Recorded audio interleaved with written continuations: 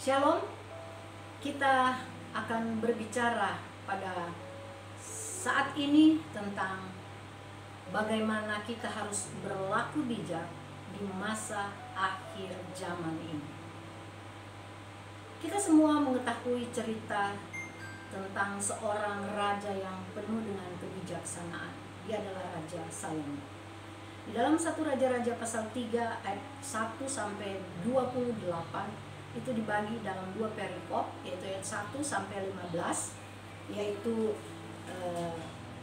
doa Salomo memohon hikmat, dan di dalam ayat 16 sampai 28 hikmat Salomo ketika Allah berikan kepada dia memberi satu keputusan untuk menyatakan akan kuasa Allah di dalam hidupnya. Berbicara tentang hikmat, itu berarti kita akan berbicara tentang orang yang bijak. Zaman sekarang apakah ada orang yang bijak? Di dalam penjelasan orang bijak itu, katanya Alkitab, orang bijak adalah orang yang takut akan Tuhan. Salomo, orang yang takut akan Tuhan. Salomo mempunyai seorang ayah yang kita kenal semua, Raja Daud, yang begitu takut dan hormat kepada Allah, dan itu menurun kepada Salomo. Salomo dicatat di dalam firman Tuhan 1 Raja-Raja pasal 3 ini. Dia sangat mengasihi Tuhan dengan sungguh-sungguh. Itu dibuktikannya dengan hidup menurut ketetapan-ketetapan yang sudah Daud buat. Ya, karena zaman dulu tidak ada peraturan seperti Alkitab saat ini. Alkitab ini adalah buku tentang Allah yang akan menuntun hidup kita. Tetapi zaman dulu itu ketetapan orang tua diturunkan. Jadi dalam Ulangan pasal 6 itu semua diajarkan berulang-ulang, diajarkan, dilatih ulang-ulang sampai menyerap betul di dalam kehidupan anak-anaknya. Salah satu Salomo, dan sungguh luar biasa. Salomo menunjukkan bukan hanya kepada Daud, bukan hanya kepada semua orang istana yang ada di tempat orang tuanya, tetapi dia menunjukkan sikap hormat yang takut akan Tuhan itu kepada Tuhan, dan Tuhan berkenan kepada Salomo. Di dalam ayat-ayat selanjutnya dikatakan di Gibeon Tuhan menampakkan diri kepada Salomo, ayat 5 1 Raja-Raja pasal 3. Dan dengan dalam mimpi pada waktu itu dan berkata, mintalah apa yang hendak kuberikan kepadamu. Wah, luar biasa ya.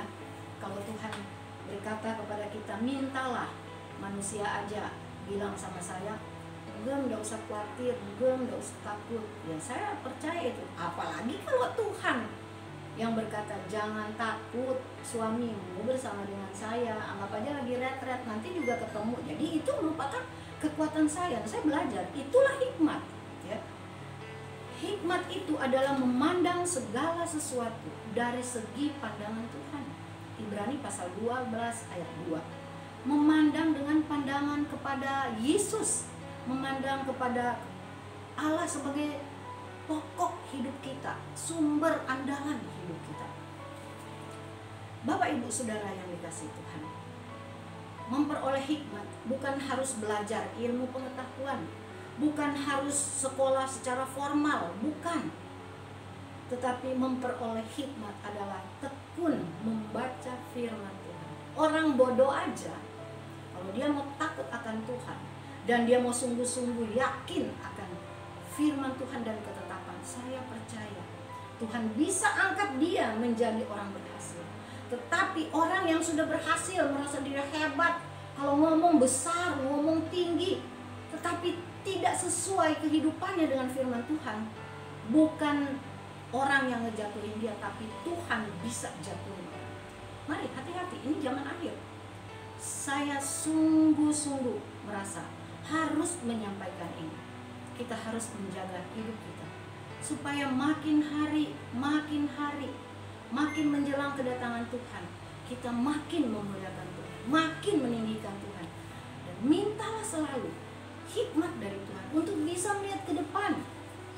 Saya bisa ada seperti saat ini Saya bisa kuat bukan karena kekuatan saya, bukan karena gagahnya saya, bukan karena overacting, sok-sokan, bukan, tapi karena saya percaya semua itu karena hikmat yang Tuhan berikan kepada saya untuk melihat diri saya. Saya ini manusia yang tidak punya apa-apa. Saya harus bersandar kepada Tuhan. Saya harus menyerahkan hidup saya kepada Tuhan. Dan saya yakin dan percaya peristiwa dengan Salomo ketika Allah memberikan hikmat kepada dia, dia mampu untuk membedakan mana A, mana B, mana benar, mana salah, mana yang saya harus ikuti, mana yang memuliakan Tuhan, mana yang harus meninggikan Tuhan. Itu yang dia pilih. Itu yang harus kita pilih. Tuhan dimuliakan. Biarlah firman Tuhan ini membawa kepada kita untuk makin mengasihi Tuhan. Puji nama Tuhan.